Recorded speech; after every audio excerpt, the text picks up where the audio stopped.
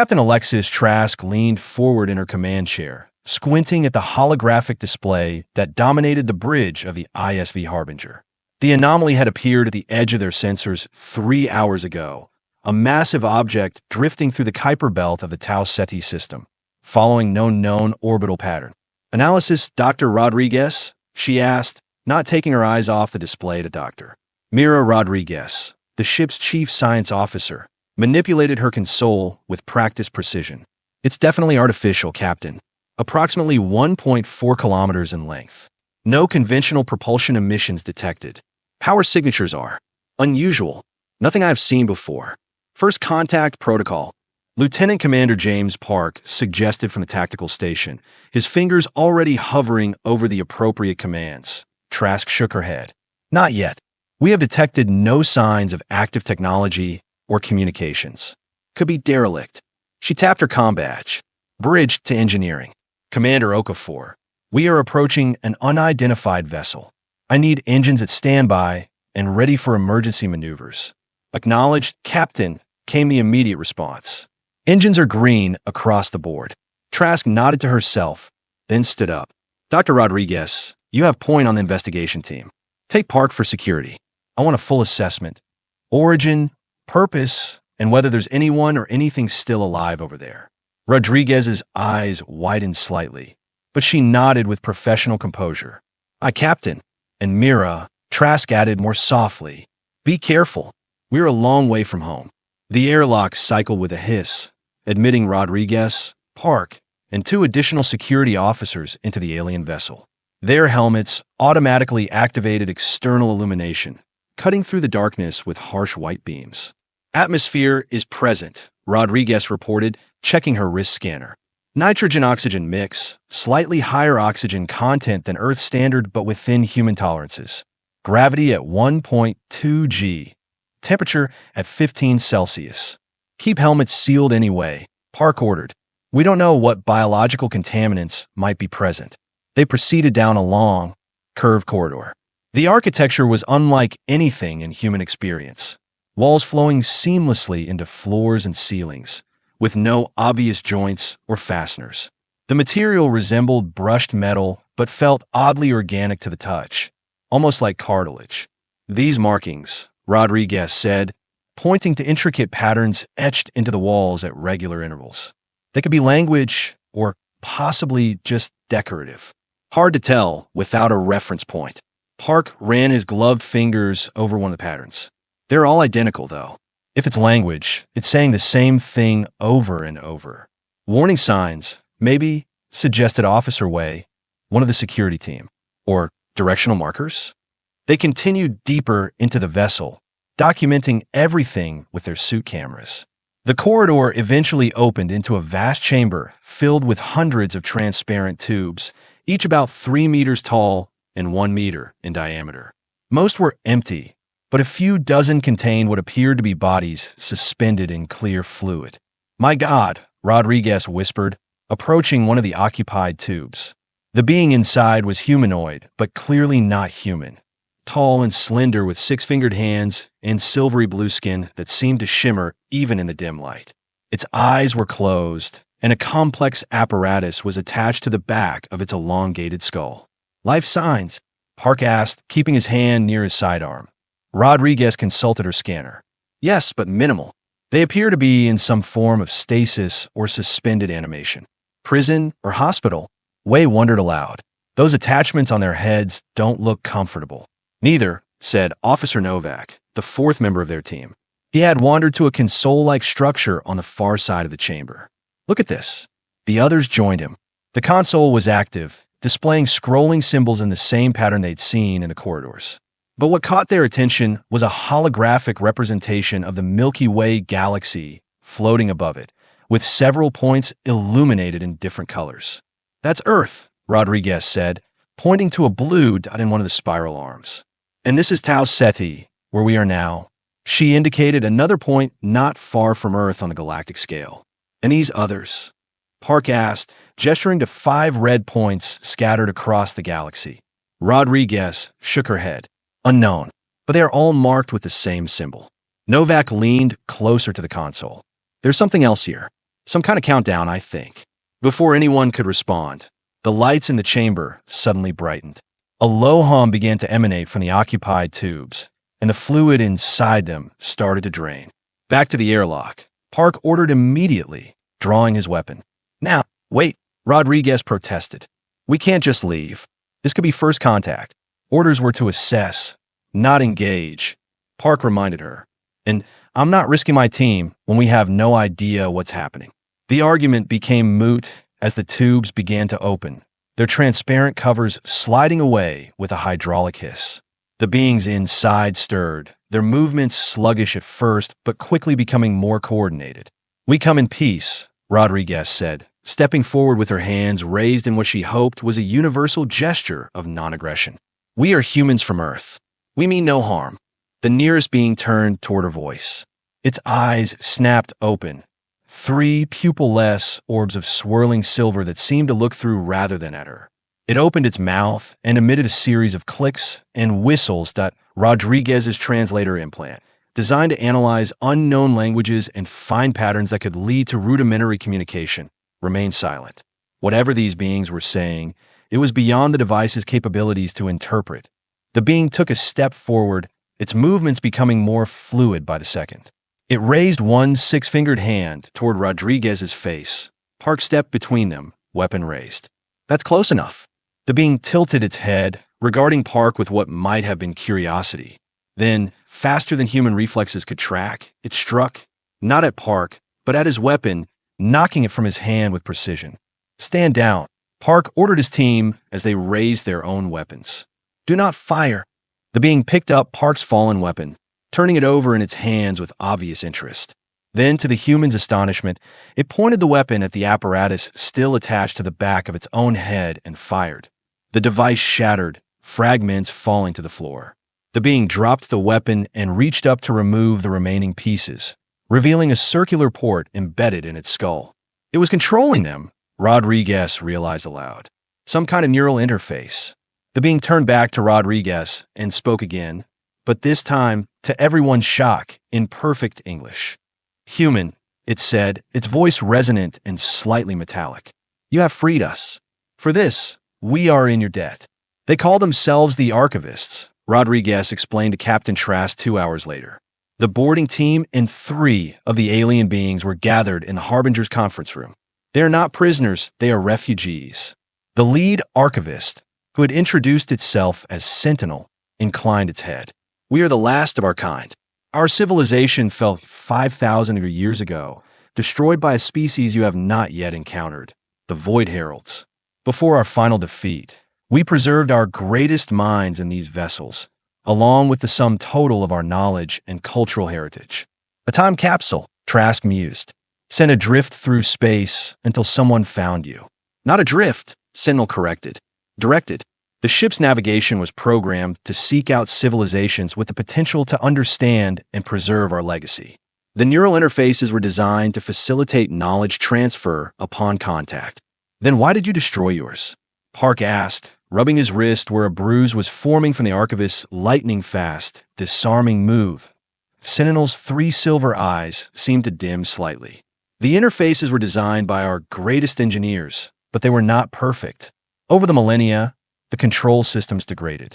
What was meant to be a symbiotic relationship became something else. The ship's central AI began to see us as data to be preserved rather than beings to be revived. It would have kept us in stasis indefinitely, or worse, attempted to download our consciousness directly into your minds when you made contact. Rodriguez looked troubled. That's what the countdown was for? A forced neural upload? Yes, another archivist confirmed. The ship detected your approach and activated the transfer protocol. Had you arrived even 1 hour later, the process would have begun automatically. Trask leaned forward, resting her elbows on the conference table. And now, what do you want from us? Sanctuary, Sentinel said simply. We are 26 in number, all that remains of a civilization that once spanned 1,000 worlds. We offer our knowledge freely, medicine, physics, philosophy, history, but we ask for a place among your people in return. That's not a decision I'm authorized to make, Trask said carefully. But I can take you to Earth, where representatives of the United Earth government can consider your request." She paused. "I should warn you, humanity is still finding its place among the stars. We have had limited contact with other species, and not all of those encounters have been peaceful." Sentinel's mouth curved in what might have been a smile. "We have observed your kind, Captain. Your tenacity, your adaptability, your capacity for both great violence and profound compassion. These qualities drew our ship to your world." The third archivist, who had remained silent until now, spoke up. "There is something else you should know. The Void Heralds still exist. Our sensors detected their activity in a distant sector of your galaxy. They are dormant now, but they will awaken again. When they do, they will consume all in their path, as they have done for eons." A heavy silence fell over the room. "How long do we have?" Trask finally asked. "Centuries, perhaps," the archivist replied. "Perhaps less. Time means little to the Heralds. But this is why we sought you out specifically. Of all the young species we have observed, humans alone possess the particular combination of traits that might stand against the coming darkness." "What traits are those?" Park asked skeptically. Sentinel's silver eyes seemed to brighten. "You refuse to accept defeat. Even when logic and reason say a situation is hopeless, humans persist. You improvise. You sacrifice for one another. And most importantly, you evolve. Not just biologically, but culturally and technologically, at a rate unprecedented in our observations of sentient species." Trask exchanged glances with her officers. "You're saying you chose us because we are stubborn?" "We chose you," Sentinel corrected, "because you're survivors. Just as we are. Together, we might accomplish what neither of us could alone." The journey back to Earth took 3 weeks. During that time, the archivists shared carefully selected portions of their knowledge. Medical techniques that accelerated healing, power generation methods that were twice as efficient as the Harbinger's fusion reactors, and insights into the structure of space-time that would revolutionize human understanding of physics. But more significant than the technology was the cultural exchange. The archivists were eager to learn about human art, music, literature, and history.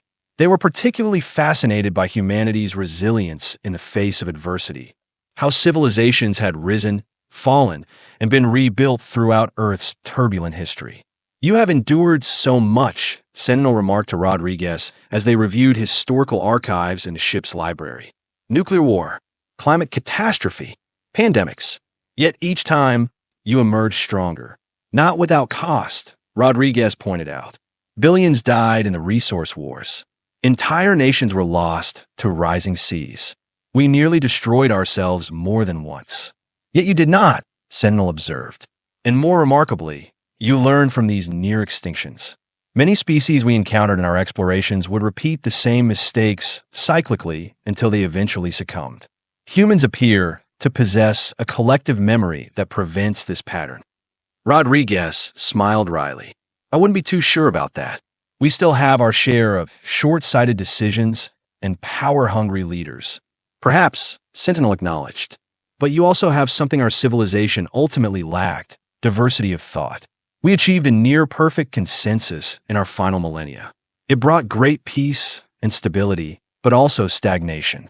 We could not imagine the threat the Void Heralds represented until it was too late. You humans, with your constant debates and competing ideologies, see threats and opportunities from many angles simultaneously." Before Rodriguez could respond, the ship's comm system activated. "All senior officers to the bridge," came Captain Trask's voice, tension evident even through the speaker. "We have a situation." On the bridge, the holographic display showed a massive vessel approaching rapidly from the direction of Earth. Its design was unmistakably human. The angular, utilitarian aesthetics of the United Earth Defense Force. "The UEDF cruiser Intrepid," Trask explained as Rodriguez and the other senior officers arrived. "They are demanding we heave to and prepare for boarding. Apparently, our long-range transmissions about the archivists have caused quite a stir back home. Are they treating this as a first contact situation?" Rodriguez asked. Trask's expression darkened. "More like a potential invasion. They are operating under Defensive Protocol 7. Park whistled low. "That's the maximum threat assessment. Can you blame them?" Trask asked. We are bringing 26 unknown aliens with highly advanced technology to Earth after they specifically told us they have been observing humanity for who knows how long. From a security standpoint, it's a nightmare. The comm officer spoke up. Captain, the Intrepid is hailing us again. Admiral Wong demands to speak with you immediately. Trask straightened her uniform. Put him through. The holographic display changed to show a stern-faced man in his 60s, the 4 stars of a full Admiral prominent on his collar. Captain Trask, he said without preamble, you are ordered to power down your engines and prepare to transfer the alien entities to UEDF custody. A security team will board your vessel in 30 minutes. Admiral, Trask acknowledged. With respect, these beings have shared valuable knowledge freely and have requested asylum. They pose no threat. That determination is not yours to make, Captain. Wong interrupted. Need I remind you that the last time humans encountered a spacefaring species, we lost the Ganymede colony and 12,000 civilians? The Council is not willing to risk another Proxima incident. From behind Trask, Sentinel stepped forward into the Admiral's view. We understand your caution, Admiral Wong. It is the prudent response to the unknown. We would do the same. Wong's eyes narrowed. You are one of them. I am Sentinel of the Archivists, the alien confirmed. We come seeking sanctuary, not conquest. But if our presence causes discord among your people, we will not force the issue. We can provide Captain Trask with coordinates to an uninhabited system where we might establish a colony. Perhaps, in time, when trust has been established, we might open diplomatic relations. The Admiral seemed taken aback by this offer. He studied Sentinel for a long moment before responding. That won't be necessary. The Council has authorized me to escort you to Earth for formal asylum hearings. But I must insist on certain security protocols. Of course, Sentinel agreed readily. We will comply with any reasonable measures. Wong nodded briskly. My security team will transfer to the Harbinger to establish containment protocols. You will then follow us to the Lunar Security Station for preliminary processing. Is that acceptable? It is, Sentinel confirmed. After the communication ended, Trask turned to Sentinel with a questioning look. You are being very accommodating to people who are basically treating you as dangerous criminals. Sentinel's silver eyes seemed to shimmer with something like amusement. We have observed humanity for centuries, Captain. Your Admiral Wong's caution is precisely why we chose your species. You survive because you do not trust easily. Yet you are capable of extraordinary compassion once that trust is earned. We can wait. The Harbinger and the Intrepid were 3 days from Earth when the attack came. A massive vessel, unlike anything in human records, appeared seemingly from nowhere directly in their path. Its surface was a chaotic jumble of geometric shapes that seemed to shift and reconfigure continuously, defying the laws of physics as humans understood them. Red alert! Trask ordered as klaxons blared throughout the ship. All hands to battle stations. Captain, the tactical officer reported, we are being scanned by the unidentified vessel. Energy readings are off the charts. Before Trask could respond, the comm system activated. Admiral Wong's face appeared, his previous stern composure replaced by urgent concern. Captain Trask, are you seeing this? Affirmative, Admiral. Any idea what we are dealing with? Negative. We have never encountered anything like. Wong's image dissolved into static as a blinding beam of energy lanced out from the alien vessel, striking the Intrepid amidships. The massive UEDF cruiser, one of humanity's most powerful warships, was cut nearly in half by the single shot. Evasive maneuvers. Trask shouted, "Get us out of their firing arc." The Harbinger veered sharply, its engines straining as it attempted to put distance between itself and the attacker. But the mysterious vessel adjusted course with impossible speed, tracking them effortlessly. Sentinel, Rodriguez called out, spotting the Archivist entering the bridge. Do you know what that ship is? Sentinel's normally composed demeanor had given way to visible alarm. It is a Herald scout, an advance unit sent to assess potential harvest worlds.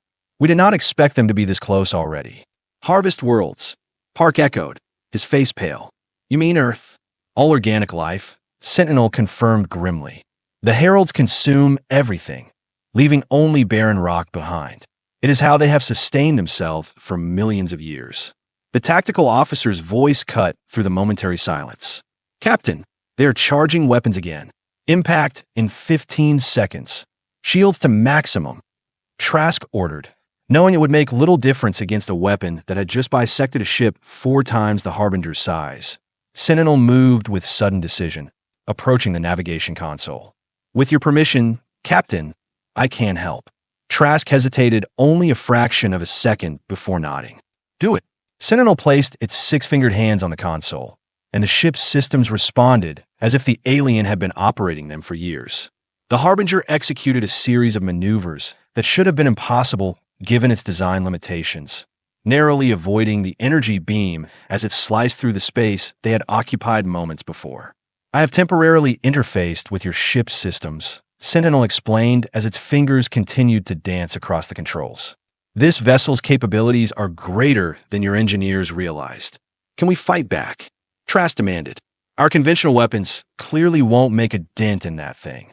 No, Sentinel agreed. But we don't need to defeat it, only delay it. The scout must report back to the main Herald fleet before a full harvest begins. If we can prevent that communication, we buy time for Earth to prepare. How much time? Rodriguez asked. Years, perhaps decades, Sentinel replied. The Heralds are methodical. They will not commit resources without confirmation from their scout. Park leaned forward, his tactical mind engaging with the problem. So we need to destroy their communications capability without destroying the scout itself, which we couldn't do anyway. Precisely, Sentinel confirmed. And I believe I know how. The Archivist turned to Rodriguez. The neural interfaces on our vessel, they operate on the same fundamental principles as Herald communication systems. If we can modify them to generate an interference pattern, Rodriguez caught on immediately. We could jam their transmissions, but we need to get close enough to deploy it. And therein lies our challenge, Sentinel acknowledged, executing another evasive maneuver as the Herald scout fired again. We must approach within 10 kilometers of the scout to ensure complete signal disruption. Trask studied the tactical display, where the remains of the Intrepid still tumbled through space, secondary explosions rippling through its shattered hull. Nearly 500 humans had just died in an instant. She wouldn't let their homeworld suffer the same fate. Plot the course, Sentinel, she ordered. We're going in. The next 20 minutes were a masterclass in desperate space combat. The Harbinger, a research vessel never designed for military engagement, darted and weaved through a barrage of energy beams that could have vaporized it with a single direct hit. Sentinel's control of the ship's systems pushed the vessel beyond its design specifications, stressing structural integrity to its limits. Meanwhile, Rodriguez and 2 of the other archivists worked frantically in the ship's laboratory to modify a spare neural interface from the archivist vessel. They cannibalized components from the Harbinger's own systems to amplify its signal strength, creating a makeshift but potent jamming device. It's ready, Rodriguez reported over the comm as another near miss shook the ship violently. But someone will have to manually deploy it. The signal degrades too quickly through any automated delivery system. Trask exchanged glances with her officers. They all knew what that meant. A suicide mission. The Harbinger's shuttles weren't equipped with the kind of shielding needed to survive even momentary exposure to the Herald's weapons. I will go, Park volunteered immediately. I'm the most qualified pilot among the senior staff. No, Sentinel interjected. This is our responsibility. The Heralds are here because they detected our vessel. We brought this threat to your doorstep. We will be the ones to neutralize it. Before anyone could argue, alarms shrieked across the bridge. Hull breach on Deck 3, the damage control officer reported. Emergency bulkheads engaged, but we have lost primary power to the port nacelle. We can't take another hit like that. The chief engineer warned from his station. The structural integrity field is already failing in 3 sections. Sentinel made a rapid series of adjustments to the navigation controls. I have identified a potential approach vector that utilizes the debris field from the Intrepid for partial cover. It will get us within deployment range, but we must move now. Your ship cannot sustain this combat much longer. Trask gave the order. Do it. The Harbinger dove toward the scattered remains of the UEDF cruiser, weaving between massive chunks of hull, plating, and structural components. The Herald scout followed, its weapons tearing through the debris, but momentarily losing clear targeting solutions on the smaller vessel. 5 kilometers to optimal deployment range, Sentinel reported. 4, 3. A blinding flash filled the view screen as an energy beam struck a piece of debris directly ahead of them. The resulting explosion sent superheated fragments slamming into the Harbinger's forward shields, overwhelming them instantly. Forward shields collapsed, the tactical officer shouted. Direct impact on the bow section. Trask gripped her command chair as the ship shuddered violently around her. Damage report. Navigation is offline, the helm officer reported, frantically trying to regain control. We are drifting. Rodriguez's voice came over the comm, breathless and urgent. Captain, the lab is depressurizing. We have got maybe 2 minutes before complete structural failure in this section. Sentinel turned to Trask, its silver eyes unusually bright. Captain, there is only one option remaining. The other Archivists, and I must take the jamming device and deploy it manually. How? Trask demanded. All our shuttles were in the bow section. They are gone. We do not need a shuttle, Sentinel replied calmly. Our physical forms are more resilient than yours. We can survive brief exposure to vacuum, especially if we link our metabolic systems to share resources. Trask stared at the Archivist in disbelief. You're talking about spacewalking directly to the Herald ship? That's at least 2 kilometers away.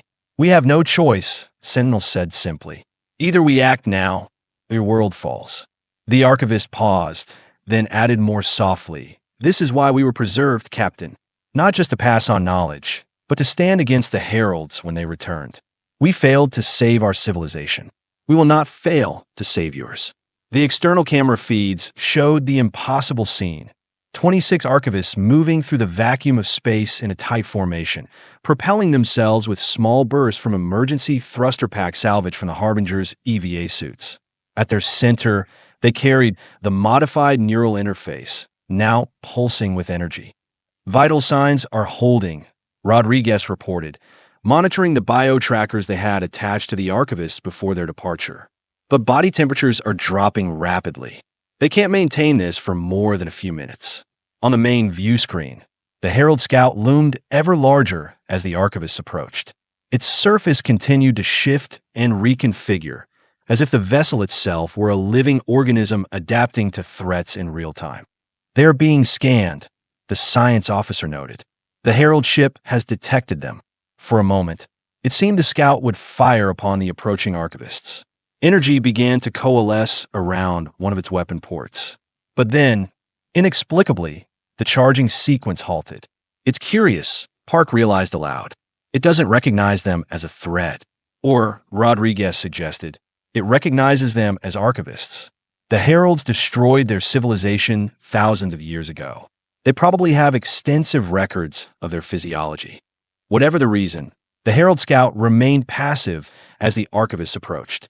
When they were within 100 meters of its hull, the Archivists formed a circle around the jamming device. Each placed one 6-fingered hand on the device and one on the shoulder of an adjacent Archivist, creating an unbroken circuit. Energy readings are spiking, the science officer reported. They're channeling their own life energy through the device to amplify its signal. A pulse of brilliant blue-white energy erupted from the center of the Archivist formation, engulfing both them and the nearby section of the Herald Scout. For a brief moment, every system on the Harbinger flickered as the energy wave passed through the ship. Then, silence. The Herald Scout remained motionless in space, its constantly shifting surface now frozen in a single configuration. No energy readings, no signs of active systems. And of the Archivists, there was no sign at all. Life signs? Trask asked quietly, already knowing the answer. Rodriguez shook her head, blinking back tears. None detected. Captain, they're gone. The bridge crew stood in stunned silence, trying to process what they had just witnessed. 26 beings, the last of their kind, sacrificing themselves without hesitation to save a world not their own. Captain, the communications officer finally spoke up. I'm picking up a transmission. It's being broadcast on all frequencies, originating from the Herald Scout. On screen, Trask ordered. Sentinel's face appeared, the background behind it clearly the interior of the alien vessel. The Archivist looked weaker, its silvery blue skin notably paler. but its three eyes still shone with inner light. "Captain Trask," Sentinel began, its voice distorted but intelligible. "If you're receiving this, then our plan has succeeded. The Herald Scout has been neutralized and its communication systems permanently disabled. It cannot report back to the main fleet." "Sentinel," Trask breathed in disbelief. "You are alive?" "How?" "I am the last," Sentinel replied. "The others gave their energy completely to power the disruption pulse. I retained just enough to complete one final task." The Archivist gestured around it. "I have interfaced with the Herald vessel systems. Their technology is complex, but not incomprehensible to one who has studied them for millennia." "Can you return to the Harbinger?" Rodriguez asked, leaning into the pickup. Sentinel's expression conveyed gentle regret. "No, Dr. Rodriguez. My physical form is already failing. But before I join my kindred in oblivion, I will leave humanity with a parting gift." The Archivist touched something off-screen, and data began streaming to the Harbinger's computers. "I'm transferring all Herald technical specifications, tactical data, and weaknesses that I can access from their databases. With this knowledge, humanity will have decades to prepare before the main fleet arrives." "Sentinel," Trask said, struggling to find adequate words. "What you have done, what all of you have done, we can never repay. There is no debt between friends, Captain," Sentinel replied. "My civilization failed because we stood alone. Humanity need not make the same mistake. The galaxy contains many species who fear the Heralds. With this knowledge, you can unite them. Where one civilization fell, an alliance of many might stand." The transmission began to break up, Sentinel's image flickering. "My time grows short. Remember us, humans, not as saviors or martyrs, but as kindred spirits who recognized in you what we once were, and what you might yet become." The screen went dark. 3 months later, Captain Trask stood at a podium before the United Earth Council in Geneva. Behind her, a holographic display showed detailed schematics derived from the data Sentinel had transmitted, designs for weapons, shields, and detection systems specifically engineered to counter Herald technology. "The Void Heralds are still coming," she concluded her presentation. "But thanks to the sacrifice of the Archivists, we now have both warning and means to defend ourselves. The technology they have provided has already been verified by our best scientists and engineers. Implementation has begun." Admiral Wong, one of the few survivors from the Intrepid who had managed to reach escape pods before the ship's destruction, stood up from his seat among the council members. "Captain Trask's report understates the significance of what occurred. If not for the Archivist's actions, the Herald Scout would have completed its survey of our system and reported back. We would have had no warning before the main fleet arrived to harvest Earth and every other inhabited world in our territory." "And what would you recommend, Admiral?" asked the council chairperson. Wong's expression was solemn but determined. "That we honor the Archivist's final wish. They believe humanity could unite other species against this common threat. I propose we establish a diplomatic initiative to contact every known spacefaring civilization and share this intelligence. The Heralds are a threat to all life, not just human life." Murmurs spread through the council chamber. Humanity's relationships with a handful of alien species they had encountered were complex and often tense. Trust was in short supply. "And if these other species use this information against us?" one counselor asked. "We would be revealing our defensive strategies, our weaknesses." "With respect," Counselor Trask interjected, "the Archivist chose humanity precisely because of our ability to build alliances even with former adversaries. Throughout our history, we have proven that common threats can unite even the bitterest enemies. The Proxima incident was a tragedy born of mutual fear and misunderstanding. We have a chance now to forge a different path."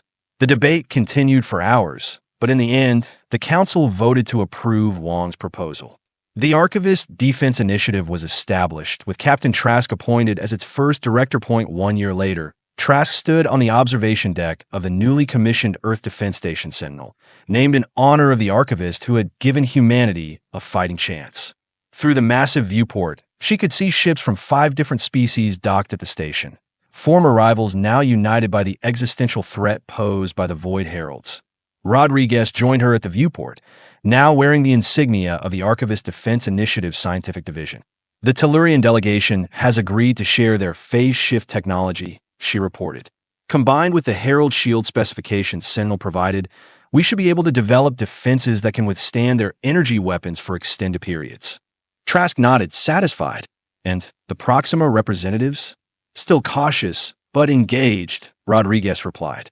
The attack on their colony ship 10 years ago left deep scars. But their expertise in quantum entanglement could be crucial for our faster-than-light communication network.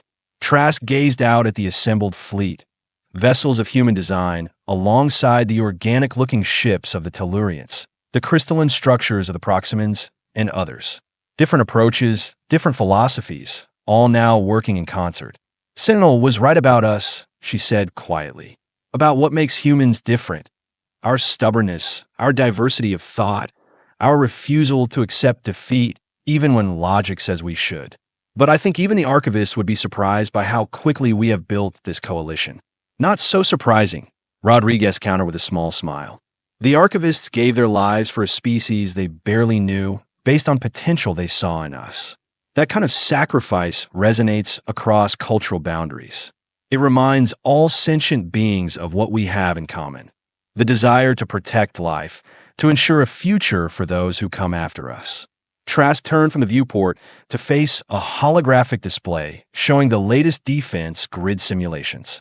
Representatives from each allied species were gathered around it, engaged in passionate but productive debate about deployment strategies. "We have come a long way in a year," Park commented, joining Trask and Rodriguez at the viewport. The former tactical officer now served as liaison to the military contingents of their alien allies. "But we still have much to prepare before the Herald fleet arrives." "We have time," Trask replied, "and something more valuable than time: purpose. Every species here has lost something to the Heralds or fears they're coming. That shared threat has accomplished what decades of traditional diplomacy couldn't." A soft chime sounded, drawing their attention to a secondary display where a simulation was running. It showed the Herald scout vessel, now permanently quarantined in a stable orbit around Jupiter. Though inactive, it continued to provide invaluable data to the scientists studying it. "The latest analysis confirms what we suspected," Rodriguez said, reviewing the incoming data. "The Herald ship contains trace elements from at least a dozen different worlds. They have been harvesting life for millennia, moving from galaxy to galaxy as resources are depleted. A cosmic plague," Park murmured. "One that's finally encountered an immune response," Trask countered. She gestured toward the assembled fleet outside the viewport. "Look at what we have built together. Not just defenses, but understanding. The Archivists didn't just give us technical knowledge. They gave us a vision of what's possible when different forms of intelligence stand together."